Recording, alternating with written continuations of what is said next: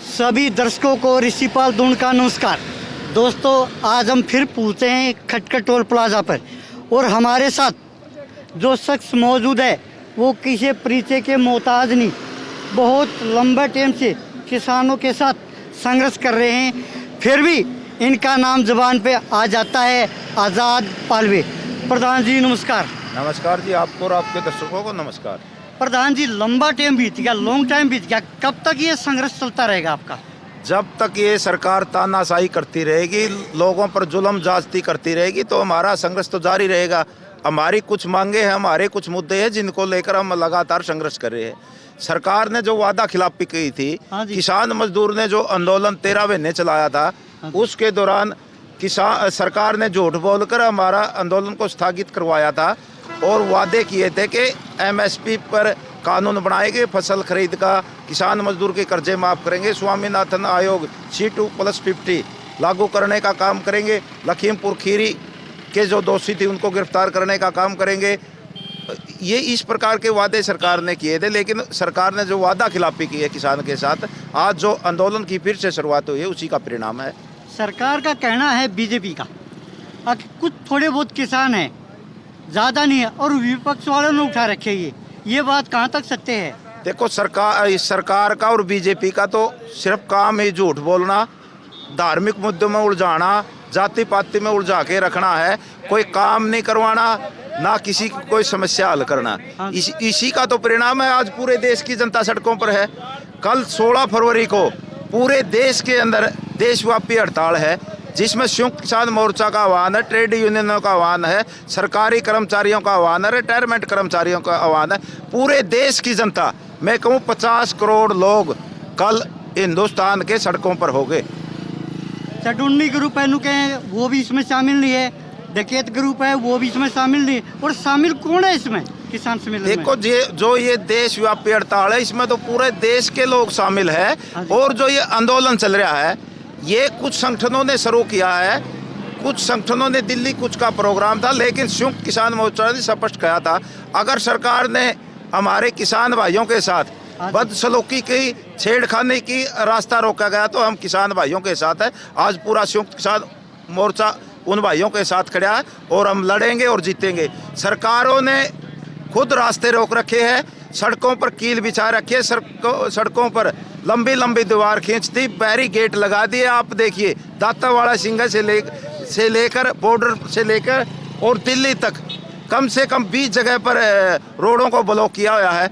Public बड़ी दुखी है, लोग दुखी है, और इस सरकार का ही परिणाम है कि लोगों को दोबारा फिर सड़कों पर आना पड़ा है। सरकार का कहना, प्रधान जी, कभी किसान, कभी मजदूर, कभी मुलाजिम, इस देश में ये हड़ताल और ये संघर्ष बंद होने का नाम नहीं लेगी, ऐसे चलते रहेंगे। देखो, ये सरकारों की जिम्मेवारी बनती है। सरकार पहले भी आई है, कई दलों की सरकार बनी है, लेकिन जो काम इस बीजेपी ने जो पब्लिक को नाराज किया है, जितने कानूनों के साथ तोड़ मरोड़ किया गया है, जो संविधान को ना मानने वाली सरकार और लोकतंत्र का, प्रजातंत्र का जो हनन बीजेपी ने किया है, वो किसी भी सरकार ने किया। यही जनता के अंदर गुस्सा है। और अब ये इलेक्शन का दौर है, 2024 का जो आने वाला चुनाव है, उसमें पब्लिक, जनता इस सरकार को बचाने का काम करेगी, वोट की चोट देकर। आगे किसको चाहते हो, किसकी सरकार लेना चाहते हो? सरकार किसी की भी बनो, लेकिन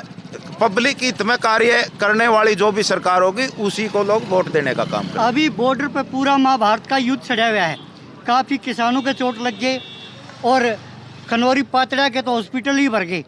कहते हैं कि ड्रोन से गोले भगाए जा रहे हैं, और इधर हरियाणा में भी काफ़ी किसानों के चोट लगी है और मीडिया को भी टारगेट बना जा रहा है, मीडिया भी पीटी जा रही है। इसके बारे में क्या प्रतिक्रिया आपकी?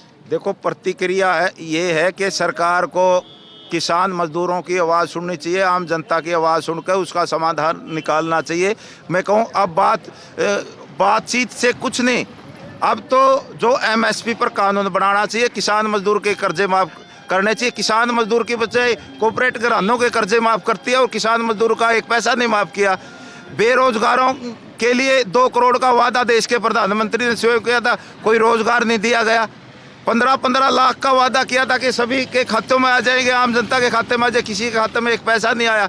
इसलिए सरकार ने अच्छी नीति बना के पब्लिक हित के अंदर कार्य करने चाहिए। जो ये जाति पाति का और धार्मिक मुद्दों में उलझा के जो सिर्फ वोट हथियाना चाहती है, अपने खुद का पार्टी का खजाना भरना चाहती है, इसको बंद करना चाहिए। आम आदमी का शोषण सरकार ने बंद कर देना चाहिए। आखिरी प्रश्न रहेगा प्रधान जी, किसी की भी सरकार हो, हम नाम नहीं लेते, किसान सदा पिसता ही रहा, किसान का कोई सरकार ना आती भला नहीं किया, इसका क्या कारण है? फिर भी आप ये बताइए।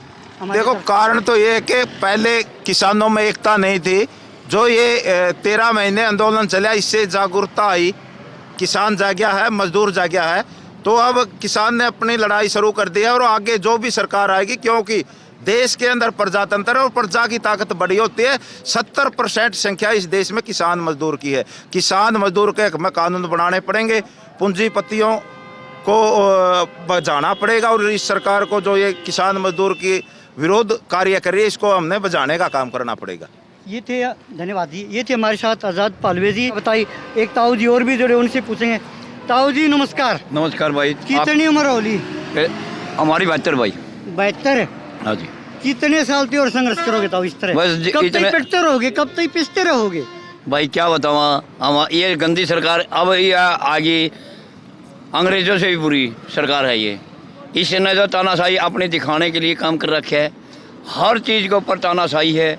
कोई वर्कर चल जाओ, कोई किसान चल जाओ, टीचर चल जाओ, पटवारी चल जाओ, कोई भी है किसी भी प्रकार का संघर्ष अपनी चीज़ों के लिए मांग करता है, उसके ऊपर लठे बरसाते हैं। यही सरकार ऐसा विश्वासघात करती है जो बातों को मानकर और थूकती भी है। फिर किसान का अच्छी कौन सी सरकार है, किसी का नाम तो लो। सरकार किसान को कभी, ये सरकारें सारी हैं, सरकार को न जागने का काम। अगर किसान जाग नहीं जाए, किसान जाग गया तो तुमने पता नहीं कहाँ पर छोड़ेंगी ये। देखो, अगर किसान खेती करना छोड़ देगा तो इंसान क्या खाएगा?